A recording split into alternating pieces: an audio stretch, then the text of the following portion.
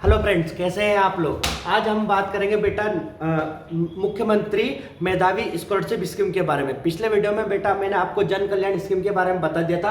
आज हम जो है मुख्यमंत्री मेधावी स्कीम के बारे में बात करेंगे। मुख्यमंत्री मेधावी स्कीम के लिए क्या एलिजिबिलिटी क्राइटेरिया रहता है, प्लस क्या क्या डॉक्यूमेंट्स लगते हैं बेटा, उसके बारे में बात करेंगे। ठीक है, तो डिफरेंट स्कॉलरशिप स्कीम जो होती है बेटा, उसकी बात करेंगे। उसके पहले अपन देख लेते हैं मुख्यमंत्री जन कल्याण योजना, मुख्यमंत्री मेधावी योजना, OBC, post matric SC, post matric SC. ठीक है, आज हम जो बात करने वाले हैं वो मुख्यमंत्री मेधावी स्कीम के बारे में। उसके पहले मैं आपको डिफरेंट मेडिकल कॉलेज में क्या क्या फीस होती है उसके बारे में बता देता हूँ। सबसे पहले हम देखेंगे government medical college. Government medical college की जो फीस होती है बेटा वो ऑलमोस्ट 1 लाख के समथिंग होता है। कोई भी हमारे एमपी में बेटा गवर्नमेंट मेडिकल कॉलेज होता है तो उसकी जो फीस होती है वो 1 लाख के समथिंग होती है ट्यूशन फीस। जो हमें मेनली बेटा जो स्कॉलरशिप मिलती है वो मिलती है ट्यूशन फीस के बारे में। तो गवर्नमेंट मेडिकल कॉलेज कोई भी हो एमपी में बेटा, उसकी जो ट्यूशन फीस होगी वो 1 लाख होगी। प्राइवेट मेडिकल की कॉलेज की जब बात करें बेटा तो उसकी ट्यूशन फीस जो होगी वो लगभग सभी मेडिकल कॉलेजों की डिफरेंट होती है। ठीक है, तो देखते हैं गवर्नमेंट के बाद प्राइवेट मेडिकल कॉलेजों की फीस क्या क्या हो सकती है। तो पीपुल्स मेडिकल कॉलेज हो या फिर एक तरीके से अरविंदो मेडिकल कॉलेज, सबकी फीस जो होती है डिफरेंट होती है बेटा। पीपुल्स मेडिकल कॉलेज की जो फीस है वो 12,15,000 के आसपास है। ठीक है, तो सबसे ज्यादा जो फीस है बेटा वो almost people's LN medical college 12,41,000 है। ठीक है, और सबसे कम फीस की बात करें तो बेटा Mahavir institute of medical science जो 2020 की काउंसलिंग में था। ठीक है, 8,33,000। तो एक तरीके से 8 लाख से लेकर के लगभग 13 लाख के बीच में बेटा फीस जो है 2020 के मेडिकल कॉलेजों की रही थी, प्राइवेट मेडिकल कॉलेज की। 21 में फीस जो है थोड़ी बहुत बढ़ सकती है, घटने के चांस तो ऑलमोस्ट कम रहता। तो आप ये मान के चलिए कि 10 से 12 लाख के आसपास पर्टिकुलर मेडिकल कॉलेज की फीस होती है। इतनी भारी भरकम फीस जो होता है वो स्टूडेंट की या पर्टिकुलर फैमिली को अफोर्ड करना थोड़ा सा इम्पॉसिबल होता है। इसलिए गवर्नमेंट एमपी गवर्नमेंट ने बेटा क्या डिफरेंट स्कॉलरशिप स्कीम जो है रन कर रखी है बेटा। तो मुख्यमंत्री मेधावी स्कीम जो होती है वो 2017 से इंप्लीमेंटेशन में आई है बेटा। ठीक है, उसकी क्या क्या क्राइटेरिया हो सकते हैं उसके अपन बात करेंगे, देखते हैं।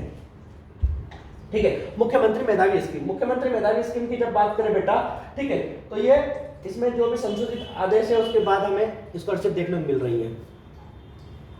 चलिए, ठीक है, तो एलिजिबिलिटी एंड रिक्वायर्ड डॉक्यूमेंट्स, क्या क्या एलिजिबिलिटी हो सकती है बेटा और रिक्वायर्ड डॉक्यूमेंट्स क्या क्या हो सकते हैं उसकी बात करेंगे अपन। तो सबसे पहले यहाँ पर दे रखा है बेटा वेरिफिकेशन के लिए डॉक्यूमेंट्स एलिजिबिलिटी। तो स्टूडेंट को बेटा एमपी का होना कंपलसरी है, मतलब कि हमारे पास बेटा एमपी मध्य प्रदेश का डोमिसाइल होना कंपलसरी है।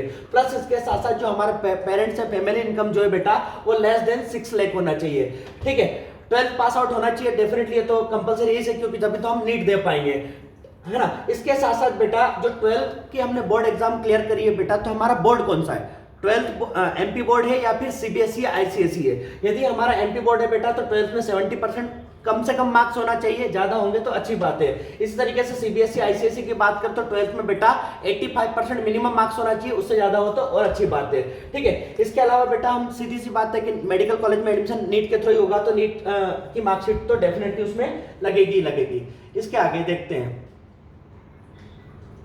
ठीक है, अब इसकी जो पूरी जो डिटेल है बेटा, जो थोड़ा जो है मॉडिफिकेशन होता है बेटा हर ईयर स्कॉलरशिप में, तो ये जो पूरे डॉक्यूमेंट्स में आपको जो बता रहा हूं बेटा 2020 में जो डीएमए ने रिलीज किया था बेटा वही डॉक्यूमेंट है। और ऑलमोस्ट उसी के आसपास 21 की जब काउंसलिंग होगी तो ऑलमोस्ट सेम टू सेम जो है बेटा थोड़ा जो ये डॉक्यूमेंट जो है रिलीज होने वाला है। तो इसकी पूरी इंफॉर्मेशन जो है बेटा कंप्लीट इंफॉर्मेशन जो है mptecheducation.org वेबसाइट पर मिल जाएगी, या फिर एमपी स्कॉलरशिप जो पोर्टल होता है बेटा वहां पर इसके सारे स्कीम्स के बारे में हमें डिटेल में पता चल जाएगा। ठीक है, नेक्स्ट टर्म्स एंड कंडीशन, क्या क्या कंडीशन हो सकती है। तो लगभग वही चीजें हैं जो अभी मैंने रिपीट की थी कि हमारे पास बेटा क्या होता है डोमिसाइल होना चाहिए, पेरेंट्स की इनकम जो है लेस देन 6 लाख होना चाहिए, लेस देन 6 लाख इनकम होना चाहिए बेटा। और देखते हैं क्या क्या नेक्स्ट टर्म्स एंड कंडीशन हो सकते हैं। ठीक है, ये अभी ये इसके बारे में बताया गया है कि किसी ने बेटा 2016 के पहले से भी एग्जाम वगैरह क्लियर कर रखी 12th वगैरह, तो अभी हमें कोई फर्क नहीं पड़ता है। मतलब कि ओवरऑल ये है कि हमने 2015 में 12 पास किया है और एडमिशन यदि किसी का 2021 में मेडिकल कॉलेज में हो रहा है इस साल, ठीक है, तो बीच में उसका सेशन ड्रॉप में रहा है तब भी उसे कोई इशू नहीं है, उसे जो है स्कॉलरशिप का बेनिफिट डेफिनेटली मिल जाएगा, आप लोगों को कोई टेंशन वाली बात नहीं है। ठीक है, इसके साथ साथ और भी देखें तो डेफिनेटली हमें नीट क्लियर करना ही पड़ेगा, तभी हमें मेडिकल कॉलेज में एडमिशन मिलेगा। उसके साथ साथ बेटा जो है अब जब हमारी डिग्री कंप्लीट हो जाएगी, आफ्टर डिग्री जो है बेटा वो हमें, यदि हम गवर्नमेंट मेडिकल कॉलेज लेते हैं तो गांव का रूरल बॉन्ड जो होगा 2 ईयर का रहेगा बेटा, 2 साल तक हमें गांव में काम करना पड़ेगा, और उसके रिलेटेड जो बॉन्ड होगा बेटा वो 10 लाख रुपए का होगा। यदि हम प्राइवेट मेडिकल कॉलेज से एमबीबीएस करते हैं और मुख्यमंत्री मेधावी स्कीम का बेनिफिट लेते हैं बेटा, तो हमें गांव में 5 साल तक काम करना पड़ेगा बेटा, है ना, या फिर हमें एक तरीके से 5 साल तक अपना जॉब करना पड़ेगी, प्लस उसकी जो इसको बॉन्ड राशि होगी बेटा, अमाउंट होगा वो 25 लाख के समथिंग होगा। ठीक है, नेक्स्ट अपन देखते हैं कुछ अदर इसकी शर्तें होती है। ठीक है, टर्म्स एंड कंडीशन। तो जब हम मेधावी स्कीम लेते हैं बेटा और जिस साल हमारा एडमिशन होगा तो हमें टाइम बाउंडेशन में, मतलब कि आपका 5.5 ईयर, मतलब कि 5.5 साल में बेटा अपने को ये डिग्री कंप्लीट करना ही पड़ेगी किसी भी टर्म्स एंड कंडीशन में। ठीक है, तो ये हमें ध्यान रखना है। अब इसके साथ साथ बेटा अमाउंट आपको किस तरीके से मिलेगा, तो यदि हम गवर्नमेंट कॉलेज लेते हैं बेटा तो गवर्नमेंट कॉलेज में ही हमारे को अमाउंट मिल जाएगा, लेकिन यदि हम प्राइवेट मेडिकल कॉलेज लेते हैं बेटा तो अब हमें अमाउंट जो होगा वो स्टूडेंट के अकाउंट में आएगा, और देन आफ्टर बेटा स्टूडेंट को जो है वो कॉलेज के अकाउंट में ट्रांसफर करना पड़ेगा। लेकिन यदि गवर्नमेंट कॉलेज है तो बेटा वो डायरेक्ट ट्रांसफर हो जाएगा। ठीक है, नेक्स्ट। इसके अलावा बेटा ये कब से स्टार्ट की गई है स्कीम को, तो 2017 से। ठीक है, और कंटिन्यूसली बेटा ईयर टू ईयर जो होता है उसमें हल्के फुल्के चेंजेस जो होते हैं होते रहते हैं, कोई बड़ी बात नहीं है। ठीक है, जिन स्टूडेंट के पास बेटा आधार कार्ड नहीं है, वैसे तो सबके पास आज के समय में आधार नंबर होता है, लेकिन नहीं है तो आपको 3 महीने के अंदर जो है आधार कार्ड जो है वो अपना सबमिट करना पड़ेगा रिस्पेक्टिव कॉलेज में। ठीक है, अब क्या होता है कि स्टूडेंट के मन में बहुत सारे क्वेश्चन होते हैं। ठीक है, तो डिफरेंट जो क्वेश्चन होते हैं बेटा, है ना, तो कुछ हमारे मध्य प्रदेश सरकार ने बेटा कुछ क्वेश्चन रेडी किए हैं जिनको आंसर हम पता चल जाएंगे। ठीक है, तो 12th पास करने के बाद मिलेगा, तो हाँ डेफिनेटली यदि हमने एमपी बोर्ड में बेटा 70% बना रखे तो हमें इस स्कीम का बेनिफिट मिल जाएगा, और सीबीएसई आईसीएसई में तो 12th में 85% है तो डेफिनेटली हमें इसका बेनिफिट मिल जाएगा। ठीक है, किसी ने बेटा 2018 के पहले ही 12 पास कर रखा है तब भी उससे कोई बहुत ज्यादा फर्क नहीं पड़ेगा, आपको एग्जाम का बेनिफिट जो है मिल जाएगा, स्कॉलरशिप का बेनिफिट मिल जाएगा। ठीक है, जिन स्टूडेंट ने बेटा 12th जो है वो प्राइवेट कर रखा है, प्राइवेट यदि 12th कर रखा है तो उन स्टूडेंट को भी इस स्कॉलरशिप स्कीम का बेनिफिट मिल जाएगा। हाँ, अब इसमें एक और नई बात है जो आपको ध्यान रखना है, किसी स्टूडेंट ने 12th पास करने के बाद 2017 के पहले ही किसी पर्टिकुलर कॉलेज में एडमिशन ले चुके हैं तो अब उन्हें इस स्कीम का बेनिफिट नहीं मिल सकता है। ठीक है, 17 के पहले यदि आपने किसी पर्टिकुलर मेडिकल कॉलेज या कॉलेज में एडमिशन ले लिया तो आपके लिए ये स्कीम नहीं रहेगी। ठीक है, नेक्स्ट।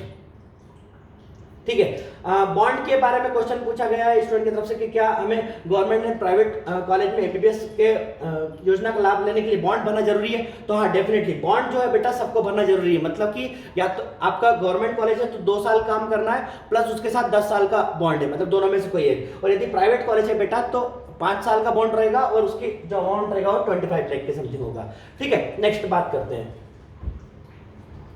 है ना, एडमिशन नीट के थ्रू होता है तो इसमें कुछ नया नहीं है बेटा, ये तो ध्यान रखना है। इस के लिए एप्लीकेशन अप्लाई कैसे कर सकते हैं, तो अप्लाई करने के लिए हमारे को जो है वो एमपी स्कॉलरशिप पोर्टल या एमपी टेक एजुकेशन पर जाकर के अप्लाई करना रहेगा, या वहां पर अपने आप को रजिस्टर करना रहेगा। बहुत इजी इसकी प्रोसेस होती है बेटा, तो ज्यादा कोई दिक्कत आती नहीं है।